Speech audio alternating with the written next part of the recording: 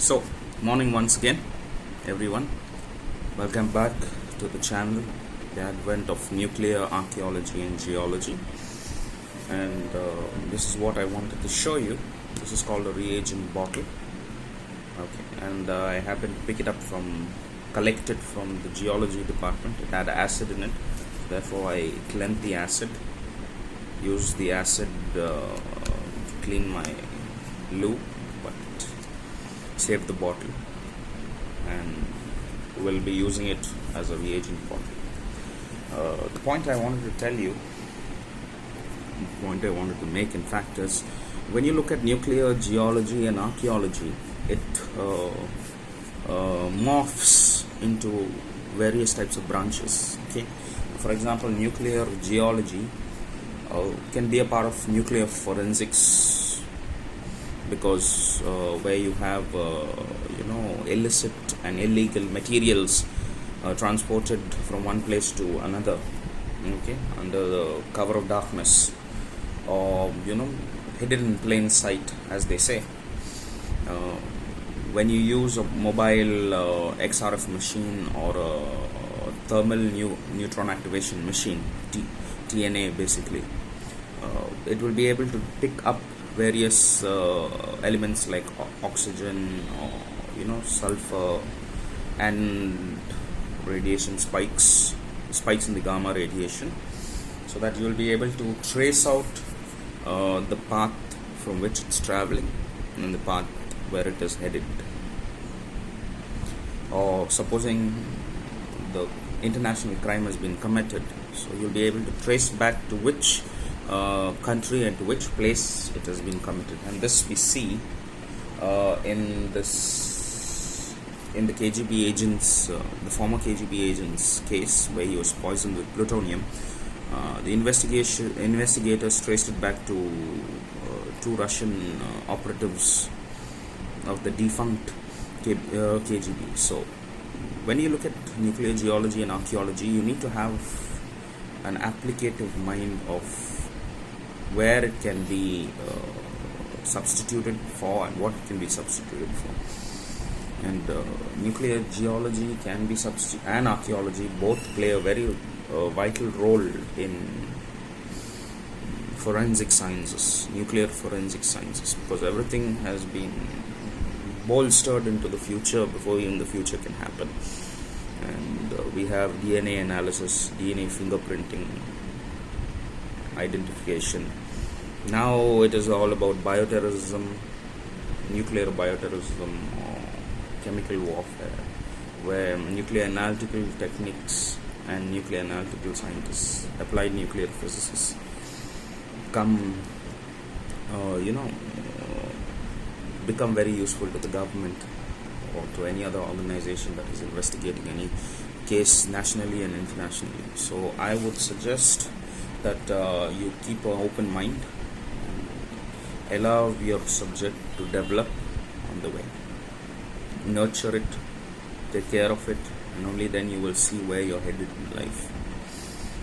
And always, as I said, stay independent of the university or any other organization by self-financing, as I showed you in the previous video of myself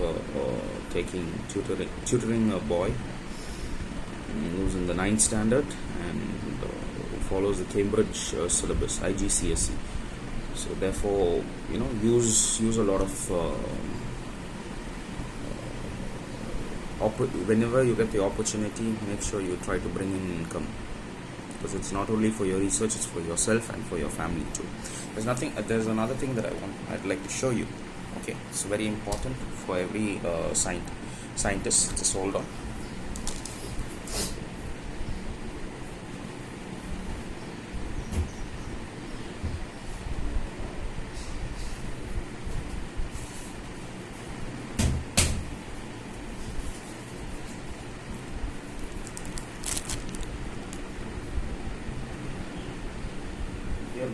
This is it. Hold on.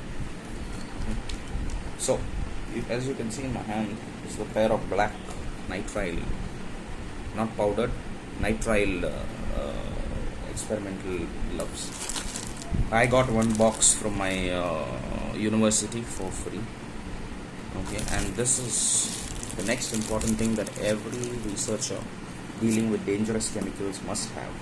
Okay, now keep in mind that nuclear reactions are completely different from chemical reactions, yet as a protocol and safety, every researcher needs to have an anti-fog, anti-scratch, eye protective goggle basically, and that is standard procedure in any foreign country whenever you're working with chemicals in the university or in the lab in general. Okay, so you wear on your eye protection. Okay, you can always adjust it over here. Can you see there's an adjustment here? It's a little loose, but still this is how you have to look. Fine.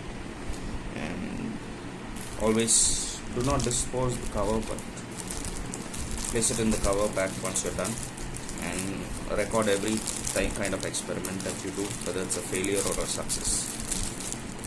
So I'm going to open this up and show you what this is all about, so that you will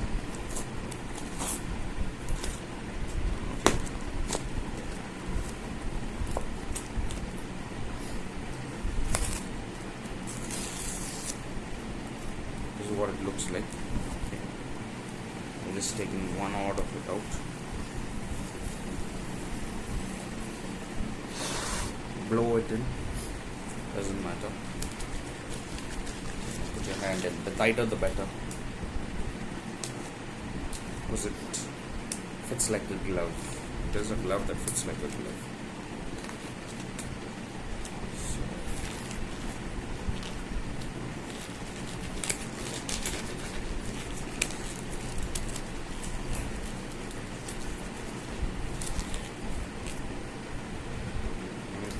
Adjust yourself. Doesn't matter if the fingertips are not that set, but it will set in time. Just adjust to it, or your hand has to adjust to the glove.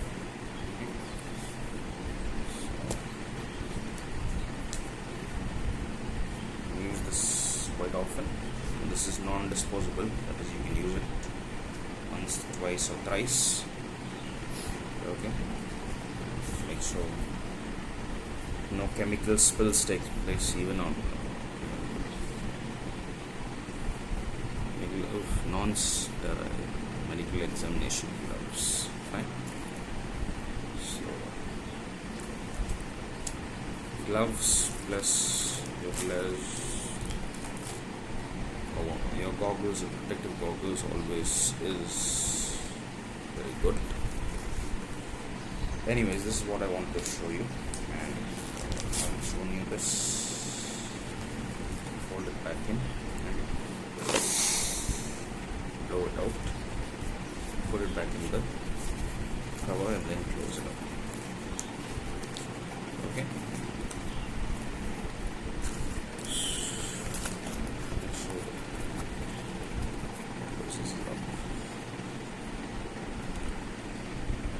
Yeah, so that is one of the important tools, and that is of necessity to any scientist.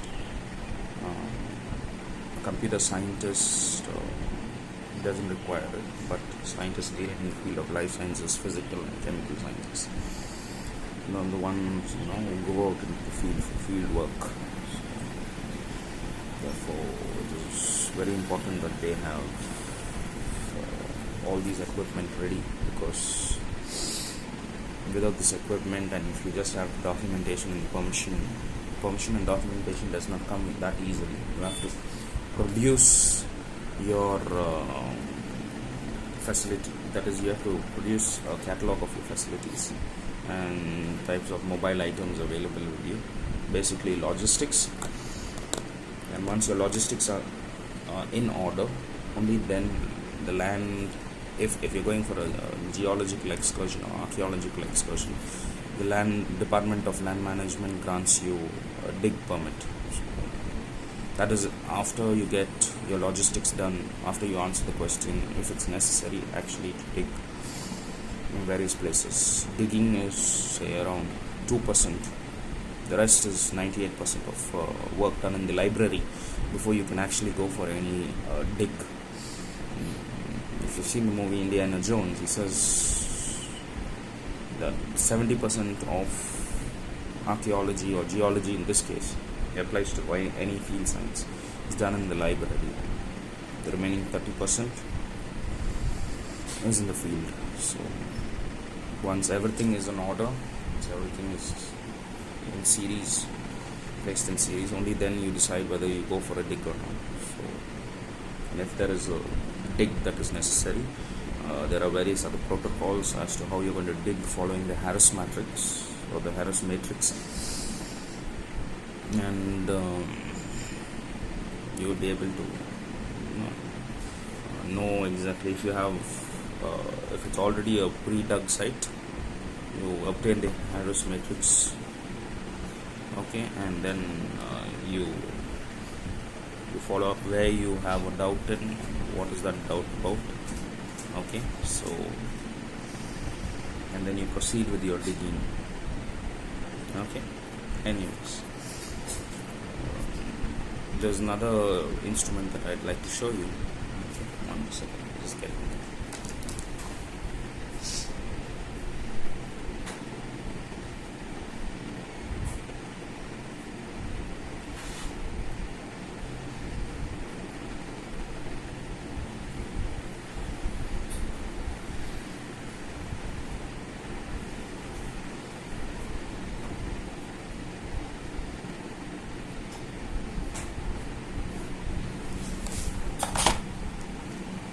Okay, so this is another important tool for any biogeoarchaeologist.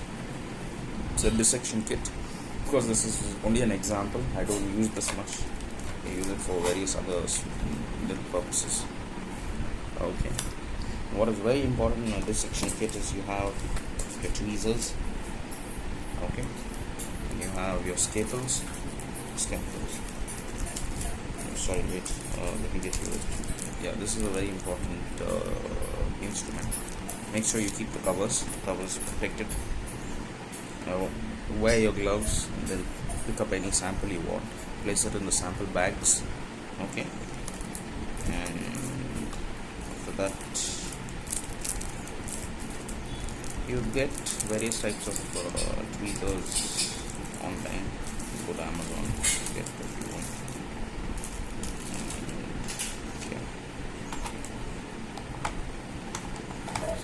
Dissection kit, very important. And there's another type of tweezer that I'd like to introduce you to. Hold on.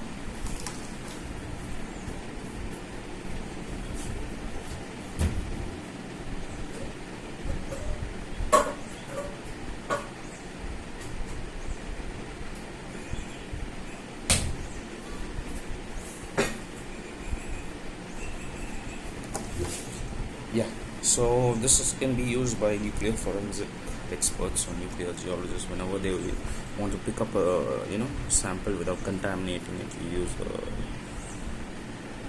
kind of a tweezer with, can you see, it has toothed end. There are two this side, and one this side. So it goes in like this, and then it sits.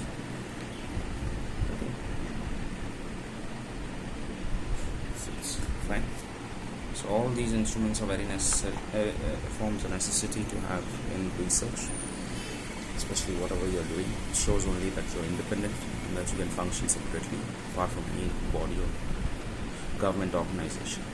Fine. Anyways, I hope you enjoyed this video. Okay, I'll be posting some more videos. Thank you.